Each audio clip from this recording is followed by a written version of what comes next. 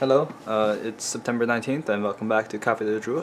Today, it's another one of those days where I woke up at 3 p.m., 12 p.m., and then did nothing until I went out to get some burgies at AMW at 3. So, it's today, somehow I managed to make it even more uneventful than the day before, in which I sat my ass right here in this chair and did homework and watched YouTube videos for the entirety of the day. What I'm saying is that I'm not gonna be wasting any money on clubbing. Right. So, what I learned today is that basically, yeah, anyways. So basically what I learned today is that I forgot a lot about logarithms and whatnot in mathematics that I need to learn back quick, and that the problem set is going to be really fucking hard, and the assignment for computer science is also pretty fucking hard. In any case though, I talked with a bunch of friends and my mom and whatnot, but that's pretty not that important compared to me getting a $300 advance from my customer for my tutoring psychic that I apparently have for 20 sessions, $15 each for an hour. So that's good for about 2 months because she has 3 kids.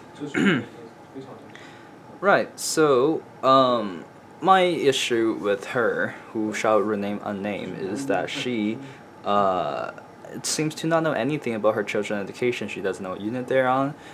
Kid doesn't check, make sure that they keep on their homework because, to quote her, she's not good with computers. And for some reason, which I understand, but for some reason she unloaded this information to me. I think is her opinion that as the tutor, I am basically taking over a bit to manage her kids' education, but that's not the case, man. I do the math, and I do the math, her kids get the knowledge, and she gives me the money. That's how this should go. I shouldn't be going and checking up on the kid to make sure that they're sufficiently enthused with education, or God, my hair looks like ass. Yeah, like, it's not my job to make sure her kid's sufficiently enthused with education or whatnot. That's not the goal. That's not a plan. That's not one of my objectives. So instead, but unfortunately, she is a family. Unfortunately, she is a family friend, which means that if I am a little bit too passive aggressive, which probably wouldn't go well anyways, because my Chinese writing is really dog shit. If I'm a little bit too passive aggressive, she will tell my mom, and my mom will flip the shit because that's not something you really do, right? But yeah, you know what?